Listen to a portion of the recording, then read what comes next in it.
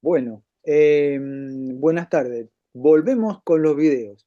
Esta vuelta directamente vamos a hacer un video muy interesante que se trata de algunos factores que influyen en la demanda del sistema eléctrico nacional. Uno de ellos, el Mundial de Fútbol.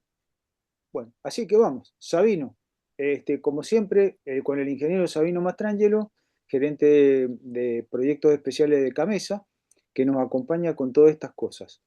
Voy compartiendo Sí, pantalla, Sabino, mientras vos vas hablando. sí, la idea es no solamente ver el tema de la influencia de los partidos, sino algunas variables más que influyen en la evolución de la demanda eléctrica. Si querés ir poniéndolo, pasamos a la otra. Después el material les queda, lo pueden pedir, una cosa así. Sí, sí, por supuesto. Yo les dejo un link donde está todo el material. Esta es la... Ahí hay una síntesis, no me pongo a leerle estas cosas, pero son algunas de las variables que influyen en la evolución de la demanda. La temperatura es una de las variables más relevantes. Las tarifas no es un factor importante porque la demanda eléctrica es prácticamente inelástica al precio. La regulación, los incentivos son parte de la cuestión que afecta de alguna manera. Falta una más, apretá uno más. la pérdida en la La, red. acti- la actividad económica en general es otra influencia, el Producto Bruto Interno, intensidad energética, la evolución de la población. Los combustibles alternativos, eso también tiene alguna relación con la demanda. La preferencia de los agentes y la pérdida en la red, esas son todas variables que sintéticamente podemos decir que influyen en la demanda de electricidad. Pasa a la próxima. El Acá, cuadro que sigue es un mapeo donde ahí aparece generación por un lado, en el color naranja, y demanda al lado vinculado por la transmisión. tema. Y después en generación tenemos las distintas alternativas, renovables, no renovables y demás, que vamos a ir siguiendo después en otras charlas algunos detalles de esas cuestiones. Dentro de la demanda hay cuestiones que tienen que ver con volver para atrás, A ver, sí. que tienen que ver con el uso horario, con la actividad industrial, con el crecimiento vegetativo, con los hábitos de consumo, que es un poco lo que nos vamos a meter un cachito, el comportamiento de la demanda residencial, que en nuestro país tiene fuerte incidencia, tiene casi un 50% de incidencia en el total del consumo. Por eso es muy dependiente el comportamiento de la curva de carga del comportamiento de la demanda residencial. Y lo vamos a ver un poquito a través de algunas cuestiones. Pasamos. Ahí Acá está está cómo creció la evolución de la la demanda demanda. eléctrica, la evolución de la demanda desde el año 92 hasta acá. Tiene un crecimiento casi constante, salvo en la etapa del COVID ahí que bajó un poquito, pero siempre tiene una tasa de crecimiento que está en el orden, cuando uno toma de punta a punta, está en el orden de 3,5, 3,6%. Ese es el promedio que le está dando permanentemente y se viene manteniendo eso desde hace mucho tiempo. Pasamos. Ahí Ahí están algunos está. valores y ahí está la composición de la demanda residencial, que está cercano al 50%. Ahí lo ven con el 47%. Lo que hace que el comportamiento de la curva de carga tenga mucho que ver con cómo se comporta la demanda residencial. En otros países la componente residencial es más chiquitita, tiene más componente industrial o de otro estilo, entonces la curva no es tan atada, no está tan atada al comportamiento de los usuarios residenciales. Pasa a la próxima. Hay un dato de cómo se compone la generación, la que está del otro lado de la demanda, y está la composición de nuestro parque de generación, datos de diciembre del 2025, en lo que hace a máquinas a vapor, turbogás, ciclo combinado, la parte nuclear con las tres unidades nucleares que tenemos en este momento, los motores, hidráulicas de potencia, biogás, biomasa, mini hidráulicas, fotovoltaica, eólica, y completan un total de 44.000 y pico de megavatios en ese momento. La composición abajo dice el térmico convencional suma un 57%, el hidro un 22%. Esto es en potencia instalada, ¿está bien? Que es la que ayuda a cubrir esa demanda, y donde la otra vez estuvimos viendo algunas características del comportamiento operativo que hay que prestarle atención cuando hay más inserción de las renovables intermitentes. Pasamos. algunos datos de dónde están los equipos, cómo está la participación, cuánta autogeneración existe. Aparte, es muy poquitita la autogeneración en el mercado del sistema eléctrico, está en el orden de 1100 megavatios y se descompone de la forma que está planteado ahí en la gráfica. Pasamos a la próxima. Esto es, para que no lo veo, acá está. Generación eléctrica, ahí se descompone lo que es térmico, hidráulico y nuclear, más la renovable. Ustedes ven que lo que va creciendo es las columnas verdes, que es básicamente lo térmico. Y de esa manera hemos pasado en lo que hace a generación de una composición hidrotérmica más o menos pareja a una composición ahora que tiene más incidencia térmica que hidráulica, que es la parte azul. Al no ejecutar obras hidráulicas importantes, nos hemos quedado en esa componente de esa tecnología de generación que Argentina tiene muchísimos recursos. Y lo que tiene una fuerte incidencia son las renovables que desde el año 2016-2017 están tomando una fuerte participación en la energía suministrada que está en este orden, en este momento en el orden del 20%. Esa es la penetración que tenemos en energías renovables en este momento. Pasa a la próxima. Ahí está la gráfica de otra forma que muestra desde los años 1900 para acá.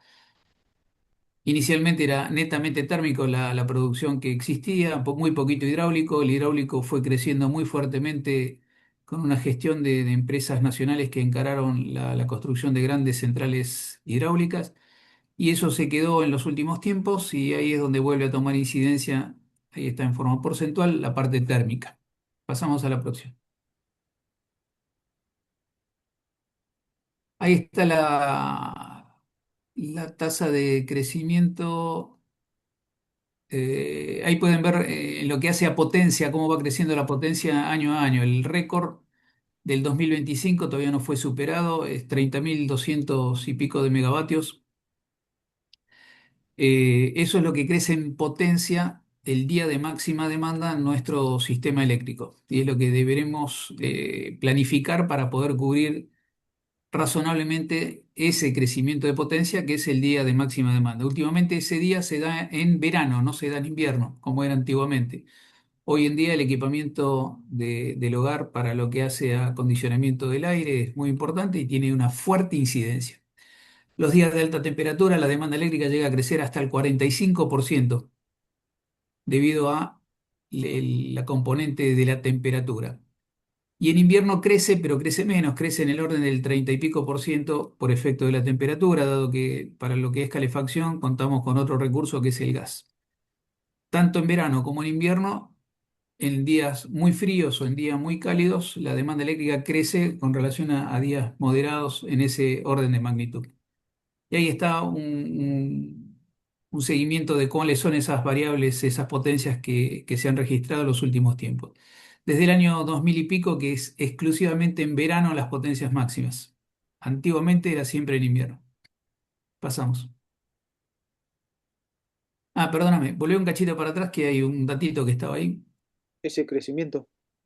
Ahí está el crecimiento en los últimos años, que es del orden de 20.000 megavatios. El promedio de todo ese periodo es de 600 y pico de megavatios. Si uno toma los últimos años, por ahí es un poquito más, que es lo que deberíamos estar instalando Por en año. potencia firme todos los años para poder cubrir adecuadamente la demanda, que eso es más o menos lo que crece. La tasa de crecimiento promedio ahí está en 3,6% aproximadamente, para que tengan un orden de magnitud.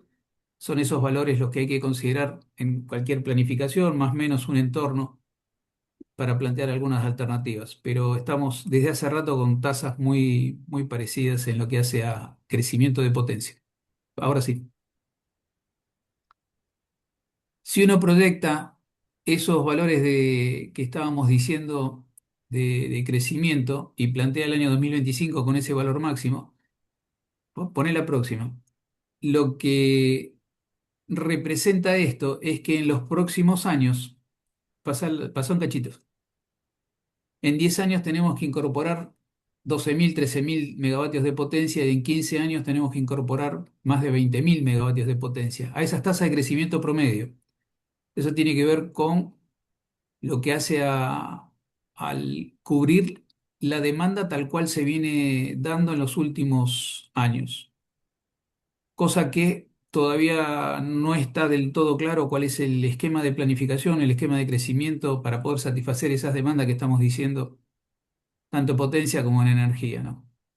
Pero eso lo vamos a ver en otro capítulo. Seguimos. Esa es la curva de demanda típica que ustedes pueden encontrar si entran en la página de Camesa. Minuto a minuto se van poniendo los valores del día, los valores previstos para ese mismo día, los valores del día anterior y los mismos valores del mismo día de la semana anterior. Ahí uno puede ir viendo el comportamiento en las horas de madrugada, que son las primeras horas que marca ahí Enrique. La demanda es más baja, después se empieza a empuntar a partir del momento que sale el sol, después más o menos se aplana, cae un cachito y después se mantiene. Esa curva es típica de verano, la que está mostrando. En las curvas de invierno, el pico de la noche es más alto que el pico de la tarde. En los días de verano, el pico de la tarde es mucho más alto que el de la noche. ¿Está bien? Debido a estas cuestiones que hablamos hace un momento del acondicionamiento y las mejores condiciones en el hogar. Pasar a la próxima.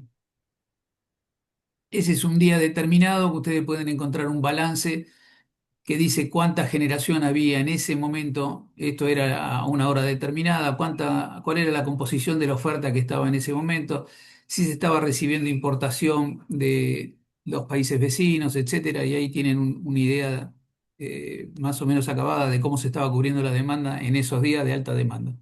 ¿Está bien? La próxima.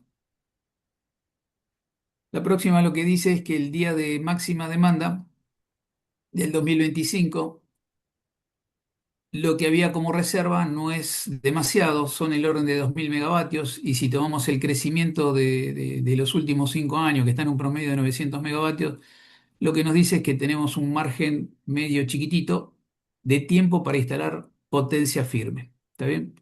Como no es el eje de esta charla, no lo vamos a desarrollar, pero estamos en una situación un tanto complicada porque demandamos de aproximadamente 3 años para poder avanzar. Fíjate que, dale un clic más, el margen a la velocidad de crecimiento que estamos teniendo en los últimos tiempos es de 40 meses, instalar un ciclo combinado 32 a 36 meses.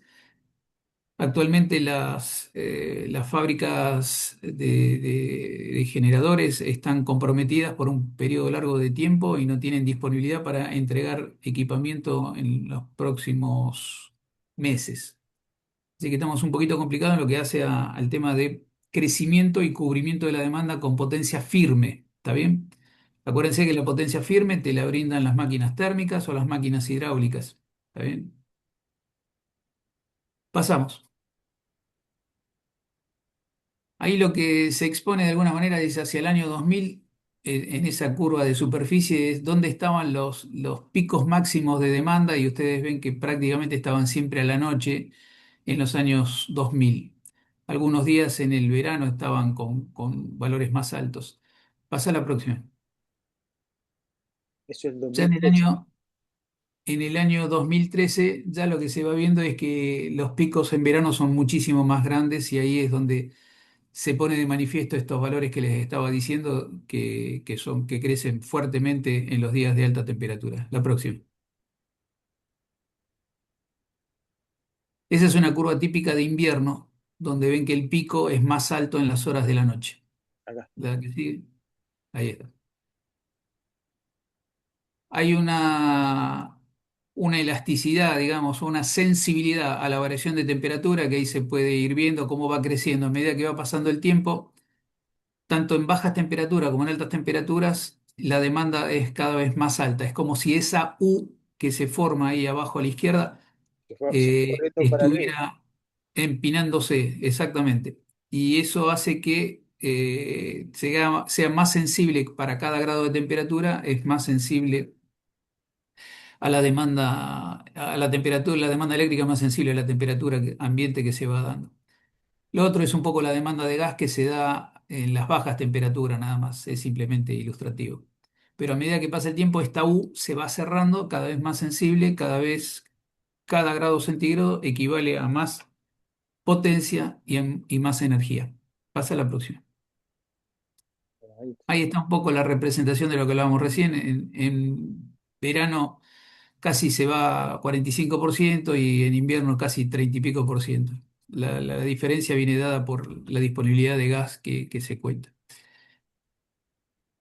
Otras variables que se tienen en cuenta en estas cosas es el efecto urbano, que es el efecto de concentrar la temperatura, concentrar el calor. En las ciudades la temperatura se sostiene más tiempo que en el campo y siempre hay algunos grados más de temperatura que en los alrededores. Y eso hace que esa inercia térmica de alguna manera afecte la demanda, cosa que hay que tener en cuenta, sobre todo en la sucesión de las temperaturas mínimas. Cuando hay una sucesión de temperaturas mínimas altas, las construcciones terminan no enfriándose y se termina afectando fuertemente en la demanda. La temperatura máxima es importante, pero la sucesión de temperaturas mínimas también es una de las variables que tenemos que tener en cuenta. Seguimos un cachito más. Ahí están algunos datitos de cuánto sube la temperatura, cuánto es ese efecto de isla de calor. Pasa a la próxima. Esto que vemos, eso que dice ahí es lo que estamos diciendo más o menos nosotros. Eh, la próxima.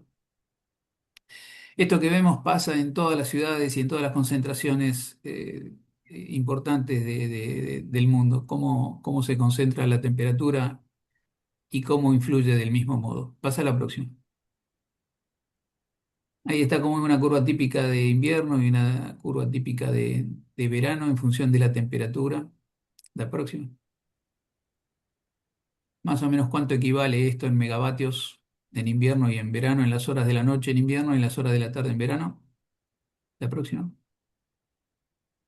Y ese es el día de máxima demanda que muestra un poquito cómo fue la curva en esos días, que digamos ese récord en febrero del año 25 en los 30.200 megavatios. Seguimos. Ahí lo que estamos viendo es cómo fue evolucionando la demanda hasta el 2025 de potencia en cada día de todo el periodo, donde vemos las potencias máximas de invierno y las máximas de verano. Las de verano son más altas que las de invierno y simplemente para mostrar eso, arriba está la tablita donde dice qué día y a qué hora fue la máxima en cada uno de esos años. La próxima. Las temperaturas en Buenos Aires, en Argentina en general, están aumentando permanentemente con esos altibajos, con esas subidas y bajadas que tienen que ver con el invierno, el verano y el comportamiento de los días, pero la tendencia es claramente Sí, a claro. temperaturas más altas. ¿Está bien? Y eso es una de las cuestiones que tiene que ver con, de vuelta, la demanda. Ahí hay una tablita que no se ven los números, pero lo que va mostrando es eso que está abajo a la derecha y pueden rescatar esos valores del link que está por ahí Sí. donde muestra cuál es la tendencia y es claramente una tendencia importante de incremento. ¿Está bien? Mayores temperaturas. Si uno toma la curva de demanda, esto es un caso analizado de una casa o de un grupo de casas, donde uno puede identificar cada uno de los componentes que existe en esa casa, cada uno de los componentes de consumo eléctrico que existen en una casa típica o en un modelo de casa que está. Y entonces ahí verán a qué hora se plancha, a qué hora anda el lavarropa, etcétera. Ese comportamiento o la sumatoria de esos comportamientos es lo que hace a la curva de demanda que comentamos hace un ratito. Y como la componente residencial es importante, de vuelta, lo que hace es dominar un poco a esa curva de demanda en función del comportamiento individual de los usuarios residenciales. Pasa a la próxima. Ahí están más. Depende, depende de la zona donde uno está, sea tipificado, zona centro y norte, dice la calefacción ocupa una parte importante, zona GBA, la heladera es uno de los elementos de la casa que más consume junto con el aire acondicionado y demás. La heladera es uno de los componentes más relevantes y cuando uno cambia de heladera con un etiquetado más eficiente, realmente se nota muchísimo el efecto de ahorro en el consumo. Cambiar una etiqueta B o C por una A es muy apreciable en la factura eléctrica. ¿Está bien? Ahí lo que vemos es algo que tiene que ver en estos días de España, con una ola de calor intensísima. demanda se ha disparado, los costos se han disparado muy fuertemente en toda Europa. Ahí hay unos valores Sí, para que acá tengan un abajo. orden de magnitud. Ahí abajo que dice Bélgica llegó hasta el día que estuvimos armando esto, arriba de los 900 euros el megavatio hora. Los valores de Argentina están en el orden de 150, en los valores $150 en los días más altos, 180, una cosa así. Esta gente con estas temperaturas ha llegado a esos valores tremendamente altos. Países Bajos, Alemania, son algunos ejemplos como para tener idea de cómo fluctúa el precio atado a esa demanda, atado a la temperatura, que es una de las variables que estamos hablando. Acá Ahí está está lo de las etiquetas. ahí está lo de etiquetado, que es importantísimo tenerlo en cuenta y cómo influye. ¿Está bien? Yo siempre hablo de estas cosas y hablo de la relevancia. El otro día tuve que cambiar una heladera y al final terminé comprándome una que no era del mejor etiquetado porque no me alcanzaba el capital para comprar una mejor heladera. Pero bueno, hay que explicar esto como corresponde. Si pueden, cómprenlo, que se paga en un plazo de tiempo. Pasamos. Usos Otra, horarios. vari- otra variable importante es el uso horario. El uso horario es la relación de lo que marca el reloj con relación a la posición del sol, digamos. Argentina no está en el uso horario que le corresponde desde hace un montón de años. Tenemos un uso horario que está desfasado. Tenemos el uso horario de Brasil Ahí. y deberíamos estar en otro uso. Desde el año 69 que no tenemos el uso horario que nos corresponde a nosotros. Y cuando se hicieron cambios en el uso horario, se los hizo para el otro lado, se los hizo más para el este, digamos, para las Islas Canarias nos corrimos. Los cambios en el uso horario a nivel mundial se hacen para aprovechar la energía, para ahorrar electricidad, etcétera. Acá cuando se lo hizo, en algunos momentos, en vez de ahorrar energía, se mostró de que había más consumo de energía. Bajaba un poquito la potencia, pero la energía era un poquito mayor y por eso se dejó de hacer los cambios en el uso horario. Para que esto sea eficiente hay que hacer unos cambios en los hábitos de la gente, hay que hacer cambios culturales y poder adecuar después de tanto tiempo a otro comportamiento diferente de los usuarios residenciales para poder hacer efectivo este cambio. La próxima. Bueno, ahí está explicado esto que estamos diciendo, cómo estamos corridos.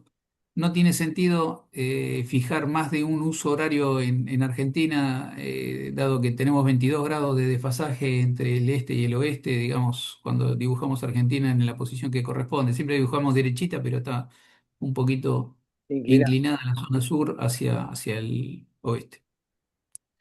Pero 22 grados no justifica, dado que los cambios de uso horario son cada 15 grados. Hay otros países como Rusia, Estados Unidos, que son mucho más anchos, digamos, en latitud, que sí tienen varios usos horarios en ese sentido.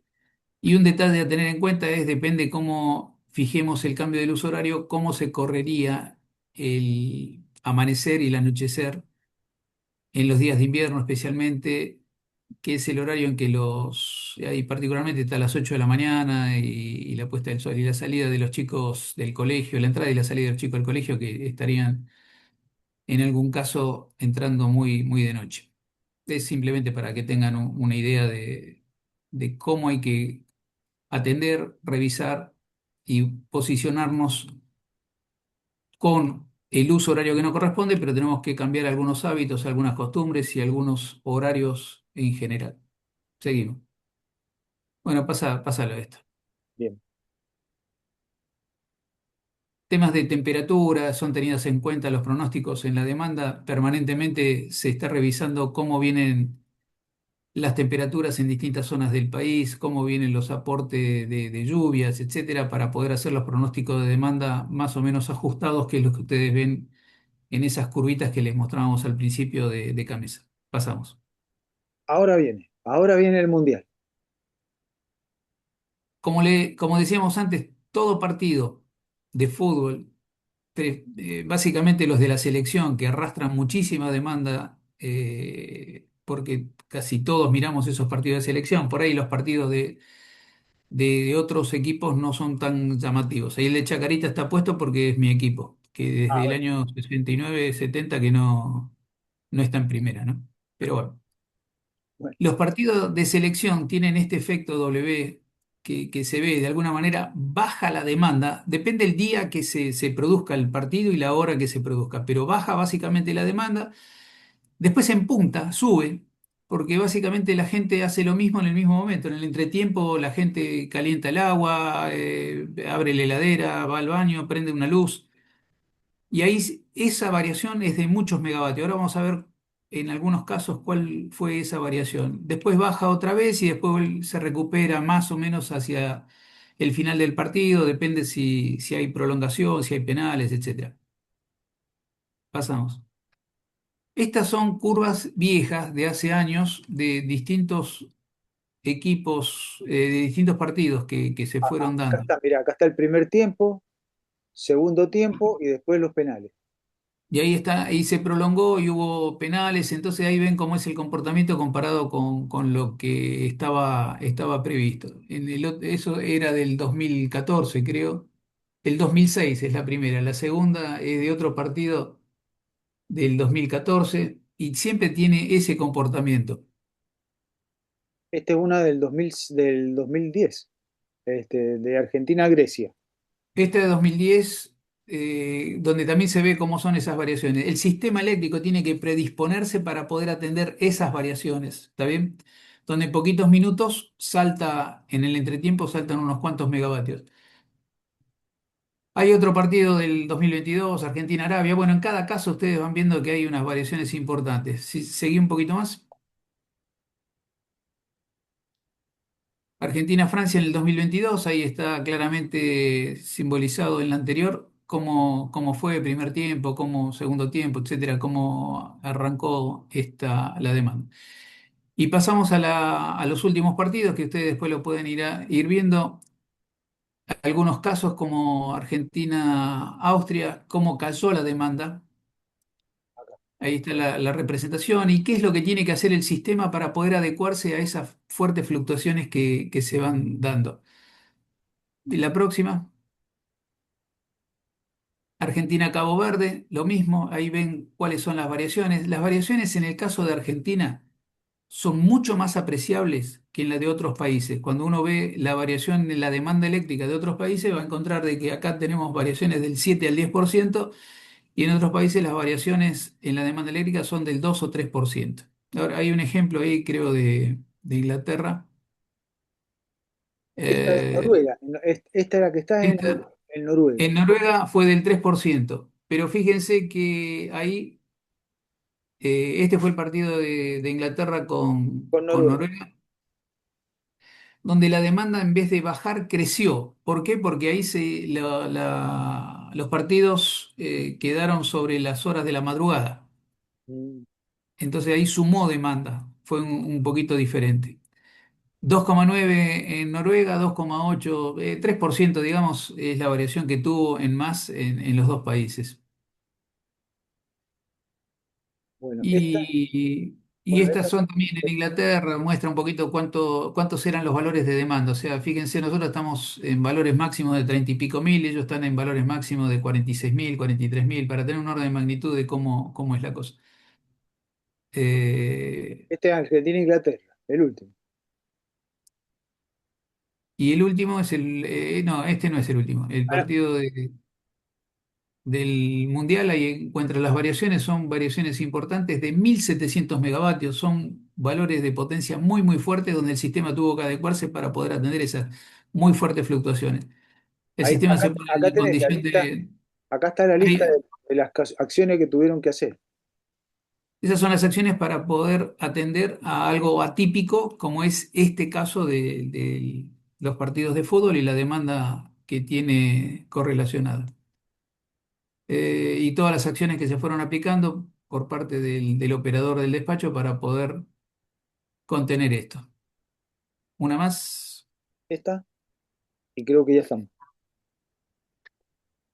ahí tenés. El mundial altera por completo la rutina habitual de demanda y el patrón de consumo. La población cambia los hábitos, las empresas modifican los horarios y millones de personas siguen los partidos simultáneamente. Esto exige una planificación operativa especial y un monitoreo constante para garantizar la estabilidad del sistema, lo que brinda el operador del sistema para que esto funcione. Y ahí ustedes ven un poquito la demanda. La última de España con Argentina, ahí la variación fue también del mismo orden, 1600 megavatios, más o menos el mismo orden que con la de Inglaterra. La de Inglaterra fue un poquitito más importante. Acuérdense que depende del día de la semana, del horario del partido, que hay un montón de variables que tienen que ver con cómo reacciona la gente a cada una de esos partidos. Bueno, ahí tienen un panorama de cómo influye, cómo pesa, cuánto pesa, son valores muy importantes y qué es lo que tiene que hacer el sistema. Les queda ahí un detalle de qué es lo que hace el operador para poder, en estado de alerta, contener esas variaciones que son importantísimas y que a veces no se sabe bien cuánto megavatios va a llevar. Si va a llevar 1200 megavatios, 1700, ahí hay siempre algún grado de incertidumbre. Por suerte, el nivel de error que se tiene en los pronósticos es bastante acotado. No tenemos mucha dispersión en ese sentido. Bueno, dejamos acá la presentación, dejamos de compartir. Bueno, la conclusión es que hay un montón de cosas, me han quedado primero, hay un montón de cosas que hay que prever antes de que ocurran. Y la que me queda, la peor que me queda, es la cantidad de energía que hay que ir agregándole al sistema y que no se la estamos agregando.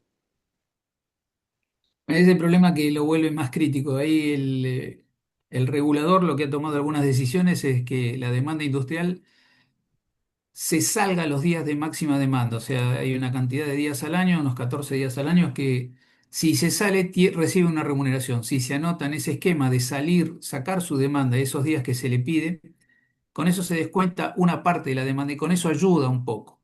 ¿Está bien? A costa de abonarle una cantidad de dinero. Esa es una forma como para resolver por un tiempito. Pero lo que está resultando crítico es que los tiempos que están proponiendo las fábricas de generadores de ciclo combinado y turbinas de gas, que están muy ocupados atendiendo la altísima demanda que ahora se lleva a todo lo que es procesamiento de datos y demás, están planteando términos de entrega entre 30 y 36 meses. ¿Está bien? Nosotros dijimos ahí que el tiempo que tenemos es más o menos ese, 40 meses, claro, pero a partir de ahí necesitamos un tiempo de construcción, claro, otros 40 meses. que podría ser menos porque podés alguna cosa empezarla antes, que yo, pero estamos en una situación un poco complicada. Si la demanda eléctrica creciera, como es esperable con todas estas cuestiones que estamos hablando de vaca muerta, de la minería y de distintas otras cuestiones, necesitamos tener más capacidad de infraestructura eléctrica, cosa que por ahora, con esto que estamos viendo, no está apareciendo la solución. Vamos a tener que Bueno, ponernos muy creativos para poder resolver nuestro lo crecimiento de demanda. dejamos, la dejamos esa pregunta para el próximo video. Dale, buenísimo. Cortamos acá. Muchísimas gracias, Sabino. Muy Por ilustrativo. favor, gracias, Enrique. Hasta luego.